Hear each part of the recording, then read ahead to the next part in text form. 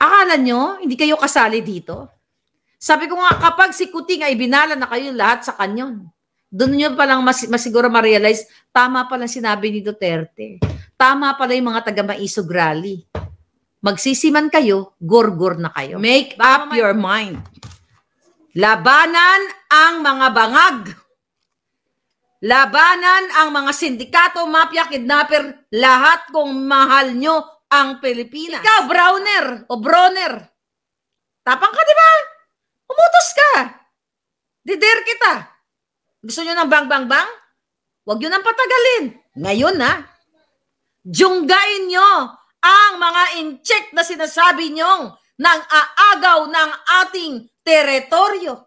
Ito nga mga kababayan, bago natin ituloy ang video na ito, kung bago ka lang sa aking YouTube channel baka pwede makahingi ng like at subscribe at click mo na rin ang notification bell para updated ka sa aking nilalabas na bagong video. Salamat po. See? Mga jijimonyo talaga. Papayag ba kayo? Kaya ang kinakausap ko dito, men and women in uniform, and you people, akala nyo, hindi kayo kasali dito? Sabi ko nga, kapag si Kuting ay binala na kayo lahat sa kanyon, doon nyo palang masiguro ma-realize, tama palang sinabi ni Duterte. Tama pala yung mga taga-Maisog Rally. Magsisiman kayo, gorgor na kayo. Baka mamaya magsisida kayo, aratay na wala na yung mga dismembered na kayo. Okay? O kaya nag-ano na, I'm talking to you, mga sundalo at mga kapulisan.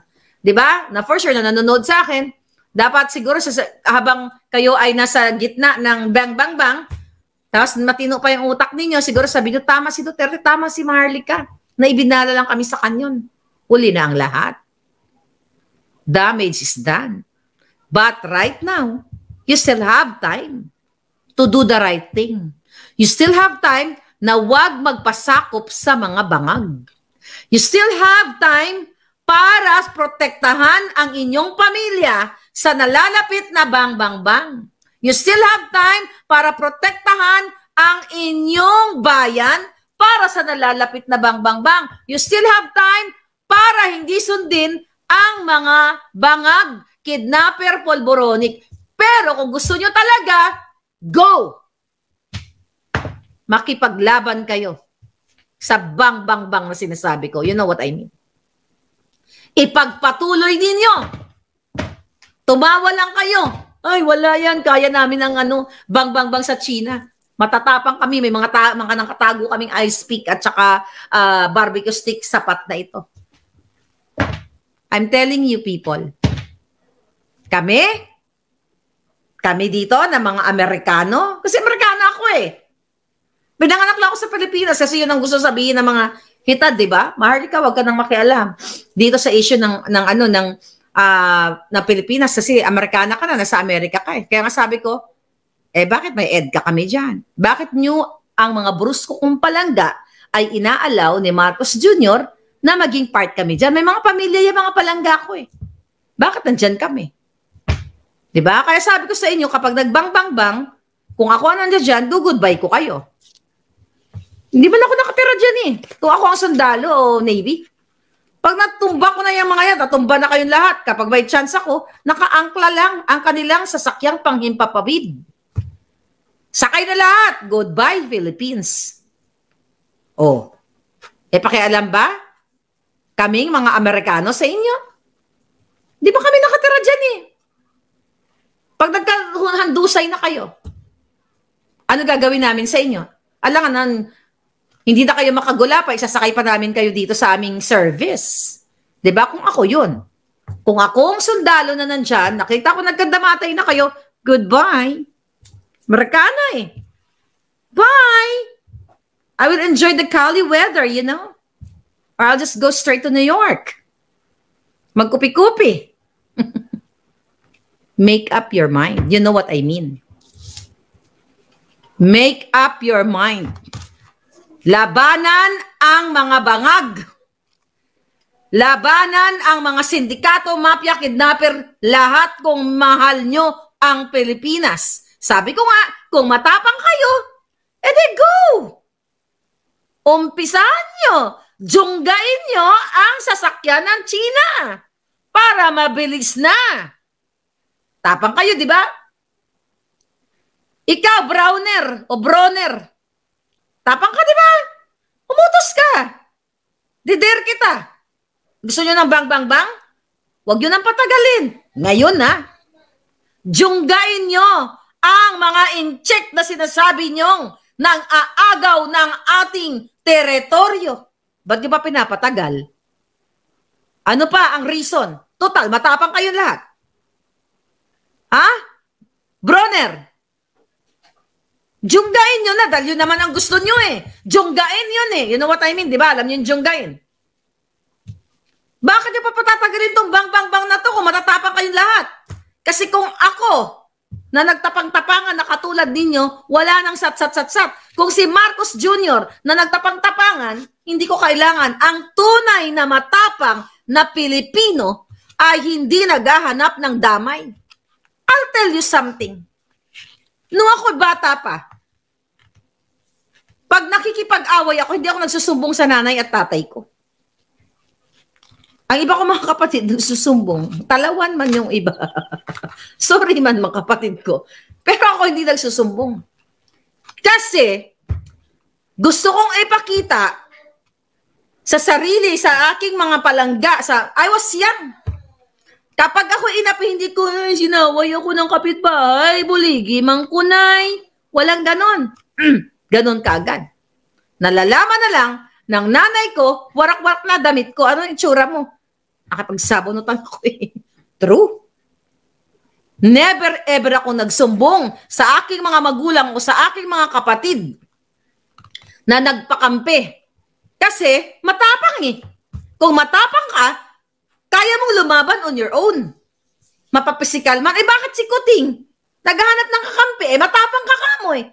Tangina, tapang-tapangan ka. Kaya kong lampirutin yung itlog mong kasing laki ng butike. Ang tunay na matapang, maninindigan ka bilang isang Pilipino. Kung ako ang leader, kunyari sa isang whatever, hindi ako magpapakatanga sa buong mundo na magtapang-tapangan ako pero hindi ko pala kayang tumayo sa sarili kong paa. Kailangan ko ng rest back, Uncle Biden. Giatay. Hindi tapang yan. Duwag. Kung matapang kayong lahat, na mga sandatahang lakas, hindi nyo kailangan ng kakampi. Tumayo kayo sa inyong mga paa at jungguin nyo ang dapat yung jungguin kung yan ang gusto nyo.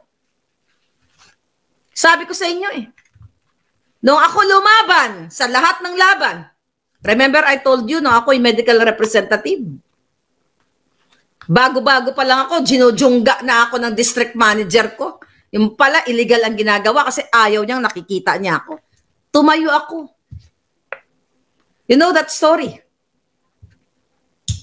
Di ba ang Medrep every 15 days, 30 days may meeting sa mga hotel, bonggang-bongga. During that time, nasa Ortigas kami. Sabi na kaibigan ko, Didi, shout out. Si Didi, oy, kumusta ka na? Hindi ko na sabihin na apelyido. O Didi Palangga, kumusta ka na bonggang-bongga? I hope nandiyan ka lang. Sabi sa akin, tandang-tanda ko, sabi na aking Palangga. Kaya wag na tayo kasi bago pa lang tayo, ganyan-ganyan. No! No, sabi ko ng ganun, lalaban tayo sa district manager na ito. I was new. Tumayo ako, wala akong pakialam kung mawalan ako ng trabaho during that time. Actually, kakapapanganak ko pa lang noon eh. Nung time na yun eh. That was 24 years ago. Okay? Tumayo ako sa gitna ng aming lahat ng distrito, di ba? Ang Medrep, marami kami yan, daming district. Tumayo ako at binokelya ko ang district manager ko. Nasabi ko, itong julol na ito. Ayun, hindi ako nasabi julol. Maayos naman. Diba? Nag-ready na ako ng resignation paper. Kasi sabi ko, pag tinanggal ako ng owner o ng boss ko, no, you don't need to do that. Here is my freaking resignation. Tangina. Ganon. Tumayo ako. Nilaban ko. Hindi ako nagsumbong kahit kanino. Pinipigyan ako ng kaibigan ko, coworker ko, bago lang. No, hindi ako mamamatay o magiging patay gutom katulad ni Gadon na hindi na pag nawala ng trabaho ay magugutom. Kaya kong tumayo sa paa ko. And true enough, naging star ako. Ano nangyari? Anong sabi sa akin ng vice president and the owner? You know what? Kinausap niya ako sa opisina niya. Hindi ko makalimutan to. Akala ko tatanggalin ako. Chika-chika, pinakwento niya sa ako ang nangyari. Pero ang pinaka-winning ng story na yon, we see potential in you. Okay? Ililipat na lang kita sa district. Eh, sino nagwag eh? Hindi ako. Kung hindi ako tumayo, nagding duwag ako, hindi ako lumaban, patuloy akong aapihin ng jutang gini ng district manager na yon. Yan ang matapang. Hindi duwag. Hindi ka takot na mawalan ka ng trabaho. Hindi ka magugutom katulad ni Gadon. Na nadisbar na, kung hindi nag-kiss-ass o nagmakaawa, hindi pa magkaroon ng pwestong, walang kwentang pwesto. Fight against poverty o kagutuman, kadyutahan. Kaya kayo, mga kasundaluhan, pag matapang kayo, jungguin nyo na ang kalaban. Ba't kayo nagiging ng rest back? Walang rest back. Ang tunay na matapang, hindi naghahanap ng damay. Ang tunay na matapang, patay or buhay, lalaban ka kasi alam mo, naninindigan ka na nasa tama ka at kailangan mo ipagtanggol ang iyong bansa dahil inaapi ka. Bakit kailangan nyo ng damay? Go! Hilain nyo mga anak ni Kuting, matatapang kayo kamo eh. Bakit kailangan ng damay? Kung lahat kayong supporter ni Bangag, gusto nyong junggulin ang China, go now. Now, not tomorrow, not later, now. Mga puti ang itlog nyo, mga diputa ka mo. Mga linti. Andito mga tros, hayaan mo yung mga tros na yan, mga patay goods yan. Ganda pa naman ang alindog natin ngayon today, mga palangga. Hayaan mo na sila. But sa totoo lang, sabi ko nga, ang dami ko kausap everyday. They are frustrated. Grateful sila dahil, oh Maharlika, thank you for your voice. Sabi ko, no, thank you because of you. Hindi naman ako maging effective kung wala kayo, palangga. Wala naman tong kwenta ang boses ko kung hindi nyo ako sinamahan. Kaya itong laban na ito, sama-sama tayo dito. Kayo mga kapulisan, mga kasundaluhan, kayo mga taong gobyerno, alam ko ang puso ninyo. Gusto nyo nang mag-speak up. Kahit hindi tayo magkakilala, alam ko ang nararamdaman ninyo. Ayaw nyo ng gyera. Ayaw nyo ng gulo. Ayaw nyo ng pang-aapi. Ayaw nyo ng bangag.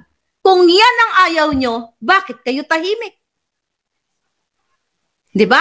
You have to speak up and get up now. Anyway, mga palangga, ang pagpapatay ng ilaw, ng kuryente, paggigipit, pag-delay, pagsarado ng runway temporarily, pagtanggal kay Governor Edwin Hubahib, suspension, 60-day suspension, ay isa lamang patunay na ang inyong gobyerno ay mga bangag, walang puso, walang kwenta, kundi pang personal na interes lamang at nasa kanila na ang budget ng bayan. This is your fair lady, Maharlika. I hope magkaroon kayo ng tapang dahil isang beses lang tayo mabuhay sa mundong ito. Kailangan hindi kayo makalimutan ng inyong pamilya pag nawala na kayo sa mundong ito na minsan may tatay at nanay silang tumindig, tumayo at nilabanan ang mga bangag sa Malacanang.